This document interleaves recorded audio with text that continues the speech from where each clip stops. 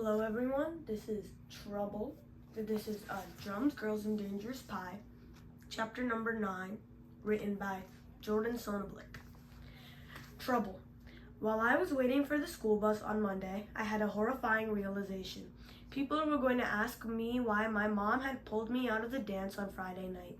By the time the bus pulled up at my stop, I was convinced that as soon as I got on, all eyes would immediately swing to the front, pinning me in the merciless glare of mass teenage inquisition. Of course, nobody even looked my way. Renee Albert went running onto the bus right before me, and you don't just get a lot of attention. You just don't get a lot of attention if you're walking behind Renee Albert. A 7-foot-tall Mickey Mouse could have slipped on in between us. But all anyone would have seen was Renee's outfit, or her new hair, or the gigantic charm bracelet Biff had given her when he met her after the dance. So I was okay. I sat down alone in a seat with my head kind of tucked down into my sweatshirt. It was a really stupid and pointless defense, like when a turtle tucks into its shell because a locomotive is barreling down on it. In my case, Annette was the locomotive. She came over to me and completely ignored the fact that I was trying to burrow my way through the bottom of my seat and into the luggage compartment. Hi, Steven. Are you all right? I was worried about you all weekend. Is everything okay at your house? My mom said she saw get well balloons tied to your mailbox the other day. Or are you in trouble for something? Did your parents find out you skipped out of math last week? If that's what it is, I'm so sorry. It's all my fault. I'll tell them if you want me to. It's Annette. This has nothing to do with you. It's a family thing, and I'm fine. I'm fine. So you're not mad at? I said I'm fine. Okay, I was just asking. You've changed lately, though. I have not changed lately. Yes, you have. You never do your work anymore. You space out all day unless you're in band, and you yell at me half the time when I try to talk to you. Oh yeah? If I've changed so much, how come no one else has noticed anything? Well, I just think, I'm serious, Annette. There's nothing wrong. Everything's perfectly normal. I'm just tired of school, that's all. And my mom picked me up because we had to go somewhere. You have to give me credit for that last one. I didn't lie. You have to give me credit for that last one. I didn't lie to her. All right, Steven. Whatever. So how was your weekend, Annette? Did you practice a lot? Are you going to be ready for Juilliard? I thought for sure I could distract her by starting a discussion about the whole piano genius thing, but it didn't entirely work. She knew something was up, and even if she couldn't immediately tie me down and administer truth serum on a yellow bus in the middle of South Main Street, I could see in her eyes that she was wanting to wrestle the info out of me somehow. Well, the keyboard themed small talk smoothed over the end of the bus ride. Anyhow, I made it through homeroom without speaking to anybody and was just settling in for a nice period of off-topic journal writing in Miss Palm's class when the intercom blared, calling me to the office. As I was walking out of class, I could feel 2 pairs of eyes pinned on me.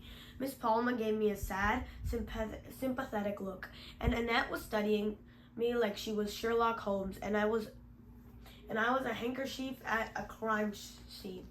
The school secretaries told me to walk through the front office into the guidance area. What was about to happen to me apparently had a mental health angle. I had become what my mom refers to as a student concern. The counselor waved me right into her cubicle E office, and gestured toward a seat. I had never been there before, but I got the vibe pretty fast. If you're into pastels and motivational posters, that little cube was definitely the place to be. Steven, my name is Mrs. Galley. I called you down today because some of your teachers are concerned about you. Something about this situation got my inner smart-mouthed child going. I would kind of hope all of my teachers are concerned about me, but if you would likely tell me which ones aren't, maybe I could buy them some apples or something. Steven, I think you know what I mean. You're here because you have apparently stopped doing work in your major subjects. You've never been in any kind of trouble here before, but you're suddenly in danger of failing everything across the board. Can you talk to me about why that might be? Well, truthfully, Mrs. Galley, you You may have heard about the worldwide pencil shortage. I like to think that by skipping my homework, I'm doing a little bit to conserve. Then she did something that generally works on me. She administered the silent treatment. She just looked at me. I tried desperately to occupy my attention by looking at other things in the office. The little poster with all the different smiley emotion faces on it, the stuffed animal Garfield on top of the filing cabinet, the jar of candy hearts on the desk. The candy hearts did it. In a way, they distracted me from Mrs. Galley's stare, but they also made me really want to eat one of them. After the high-powered battle of wills reached an unbreakable peak of tension, I asked for a candy heart. You want a candy heart, huh? Yes, Mrs. Galley. Well, I have a little rule here, Stephen. You talk, you eat. I began to realize, perhaps too late, that I had underestimated this lady. The silence fell over us again. I was not ready to tell anyone about Jeffrey, and after 3 weeks of keeping the secret in, I was darn well not going to crack over some stupid piece of penny candy. Just then the bell rang. Okay, I guess I'll be going now. It was nice meeting you. Thanks for nearly giving me some candy. Hold on, Stephen. You have gym this period, don't you? Yes, why? Did you ever wonder what all of your subject teachers do second period if every single student on your team has gym? Well, not really. Do they hang out behind the shop room and smoke unfiltered Camels? Nope, they all meet with each other. In fact, they're meeting right now, and you and I are going to head down there to meet with them. Do we have to? Yep. Do we really have to? Uh-huh. I started to walk out of her office on the little walk of doom she arranged for me. Not so fast, Stephen. I whirled back around. Want a candy heart? Okay, I wasn't feeling too proud at the moment, but I took a candy heart and the long walk began. When we walked in, all of my major subject teachers were sitting around a huge conference table, drinking coffee, laughing, grading papers. They looked up at me without any surprise on their faces. I had been set up for sure. Mrs. Galley led me to a seat and sat down next to me. Next, the teacher started in. Here's what I heard. Stephen, we like you, blah, blah, blah. You've always been an excellent yada yada. But suddenly you're performing up to your humph. Your grade is in my class has slipped from a 92 to a herga. We're here so that you can help us understand how to help you with nani. Stephen, can you tell us what has been going on? Stephen? There's nothing going on. I've just been busy, with band and jazz band and All City High School jazz band. So I just haven't been home much. At that precise moment, Mr. Watrous walked in. What do these people have psychic powers or something? Stephen, I'm concerned about your grades too. Stephen, I'm concerned about your grades too. Teachers asked me to be here today because if things don't improve, you might not be eligible to practice or perform with the All-City group. I was thinking, hey, Mr. W, where's all your dude and cat lingo? Now all of a sudden, just because we're in a big meeting, you're like Mr. Teacher Man. But I didn't have too long to concentrate on this particular betrayal because Mrs. Galley chimed in again. Stephen, nobody wants to punish you, but we need to get to the bottom of this drastic change in your attitude and habits, and we need a commitment from you to do your work. I'll ask you again, is there anything that we should know? No, it's just. And then all of a sudden I got choked up, which of course was becoming a pattern with me, and I started to be honest, which I hadn't been for a while. My brother. While I paused to cry and my math teacher passed me a box of tissues, do all the kids crack like robin eggs when they get hauled in here? Miss Palma said, tell them, Stephen. Not tell us, Stephen, but tell them, Stephen, which meant she know. My brother has cancer. Boy, if you ever want to shut up a room full of grown-ups, evidently, my brother has cancer is the secret command code. They all just looked at me in silence for a good 15 seconds. Well, not a good 15 seconds, but you know what I mean. Even as I tried to blow my nose and wipe my eyes on the crappy school tissue without looking too horrendously gross. I was thinking, why do these people basically beat the truth out of you if they don't want you to hear it?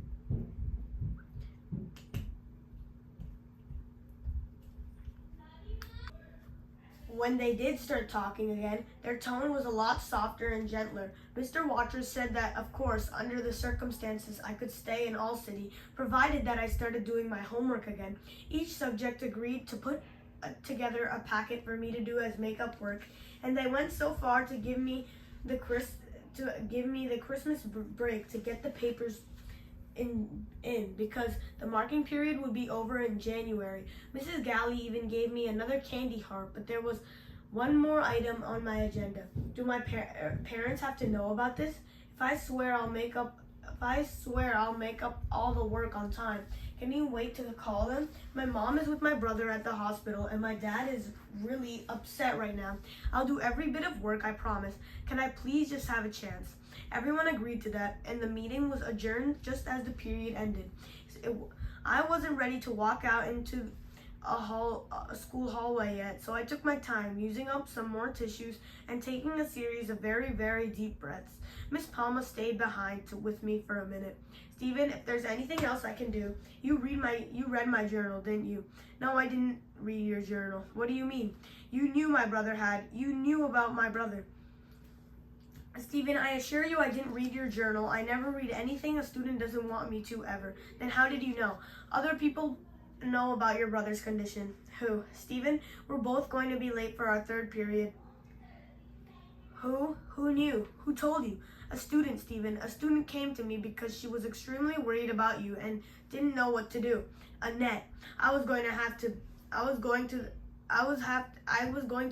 to the bathroom during math class and have a talk with that girl. For the next couple of periods plus lunch, I sat around worrying about how much work I was going to have to make up and fuming about how Annette had known my secret all along and not told me. And told a teacher. Then it was math time. I got permission to leave the room with no trouble, even though I had skipped out after going to the bathroom the week before. No teacher was about to deny me anything on this particular day, just so I would know I hadn't been lying completely. I did go to the bathroom on my way to the band room. Even from there, I could hear that Annette was playing something really fast and angry sounding, which was like a perfect soundtrack for my mood. I followed the sounds and burst into the room so hard that Annette stopped playing and jumped. Hi, Stephen. Are you okay? Yes, I'm fine. I'm more than fine. I'm peachy. I love getting led into a teacher meeting and dragged over some coals by half of the grown-ups in school because some girl ratted me out. What are you talking about? Oh, like you don't know. I'm talking about how you ran and told Miss Palma. Told her what? About Jeffrey's cancer. Annette stood dead still and looked as though I had slapped her.